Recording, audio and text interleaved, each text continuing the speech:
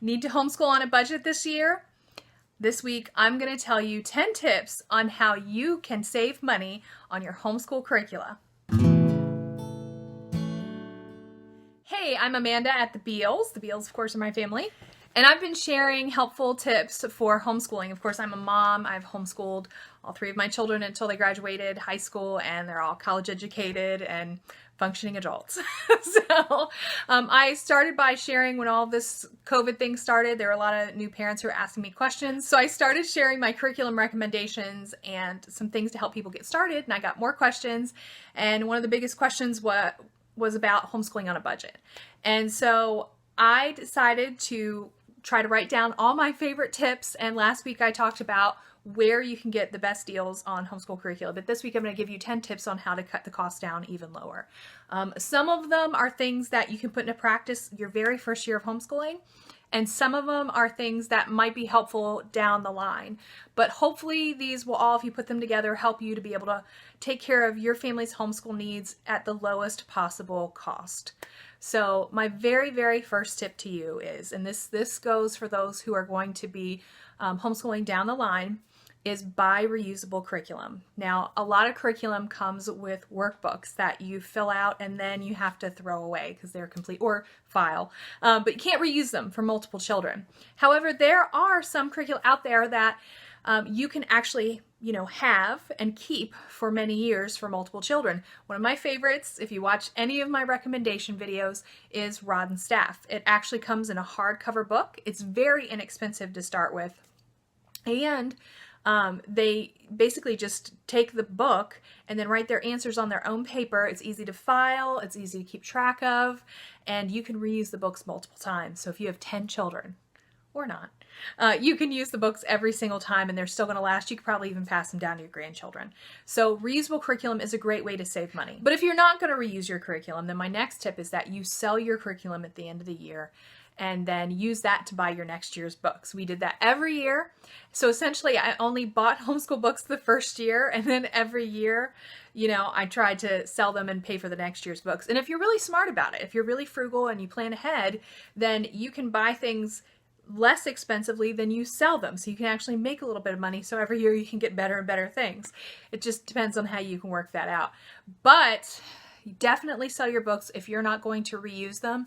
Try to make sure, though, if you are planning to sell them, don't write in those workbooks.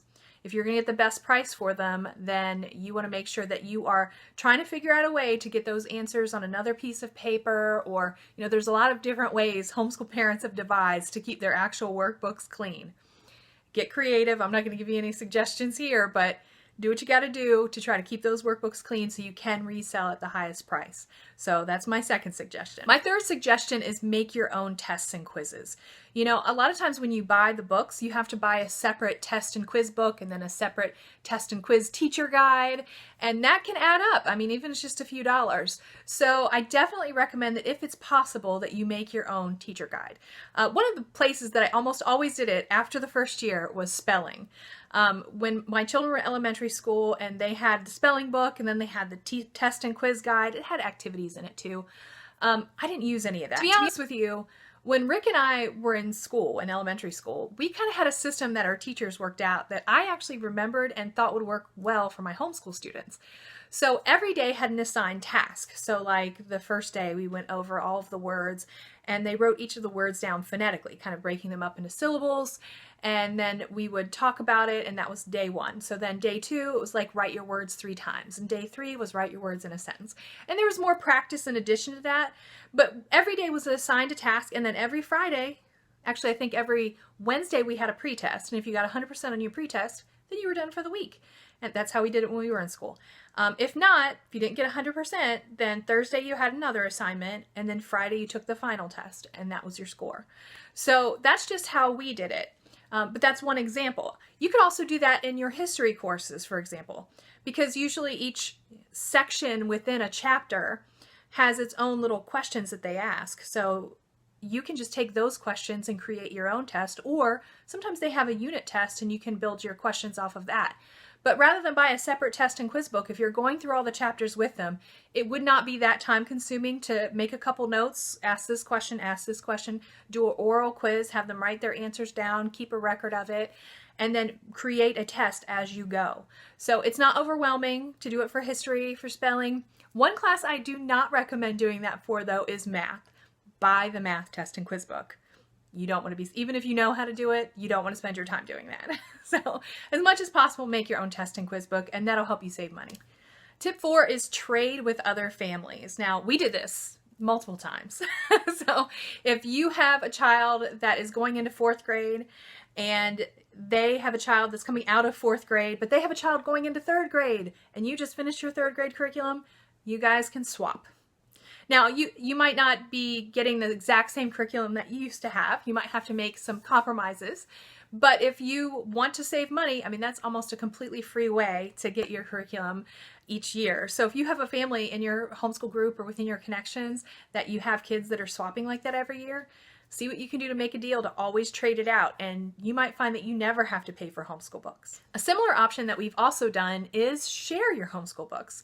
You can cut the cost in half if you take your children's courses and work through them in semesters rather than in a year. I know when I went to one school that I went to in high school, they worked on an A-B schedule, and it's kind of like that. So you could either switch every other week, or you could switch spring semester or fall semester. There's a lot of ways you could split it up, but then you're essentially just trading the books back and forth. So at one time you're doing maybe 4 classes, maybe English and science and art and PE, for example. And the other people are doing math and history and reading and I don't know, another class. But you switch the books back and forth, and then you only have to pay for half the price and you get the benefit of both books. If you really get in a bind, that might be an option as well. And we have totally done that. So it can happen. Suggestion number 6 is don't be so picky about your curriculum choices. Use the ones that are most popular. You know, generally speaking, they're popular for a reason because a lot of parents use them, find them easy, and they function well. But any of the ones that are most popular, and the first one that comes to mind is Abeka, there's a lot of material out there that's already been used that you can get a really good price. So don't set your heart on this brand new one that's unique and you think is just perfect and special. Trust me, after a while of trying that, you never find the right one. That's a whole nother story.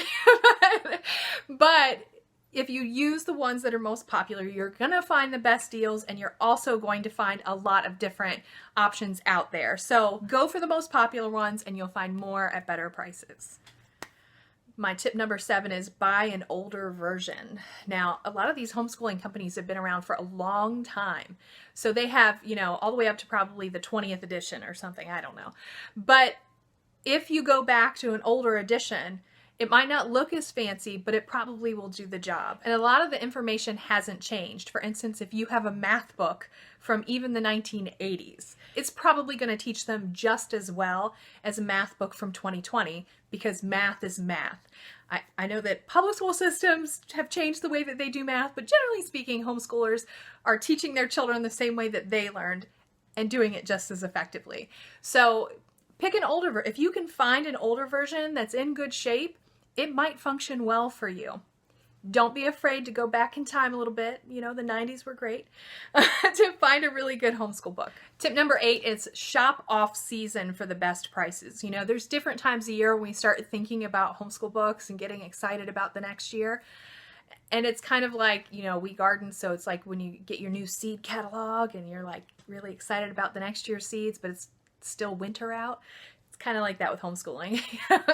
You start thinking about it early. Don't wait. I know it's a little late this year. Don't wait till August to try to find your homeschool books. That's when you're going to pay the most money. But as this year, that's why I said this is going to help you as you go. Maybe not right now, but in the future.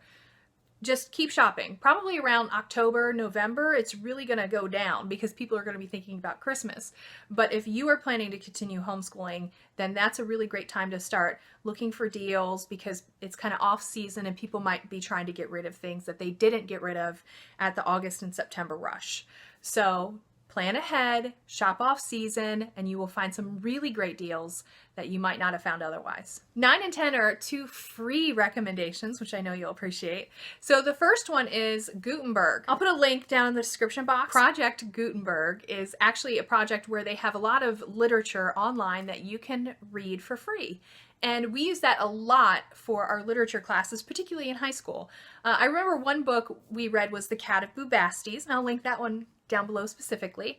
And Ricky did that in his 10th grade year, and we did it on the Project Gutenberg website, and he loved it. It was really great, and the book is hard to find otherwise, and kind of expensive because it is hard to find. Use Project Gutenberg. There's a lot of great literature out there, especially if you have a literature-based homeschool curriculum like Sunlight, rather than buying all of the books. And I know we want to have all of the books. I mean, we have so many books, but sometimes if you're on a budget, it's nice just to have it online, read it, and move on.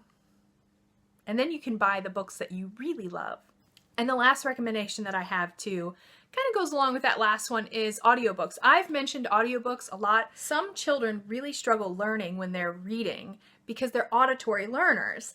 And so as much as you can, try to pay attention to how your child learns. My one son was definitely an auditory learner, but I'm so glad we discovered it through homeschooling because I was able to find options to help him here at home. And one of those great options that's free is YouTube.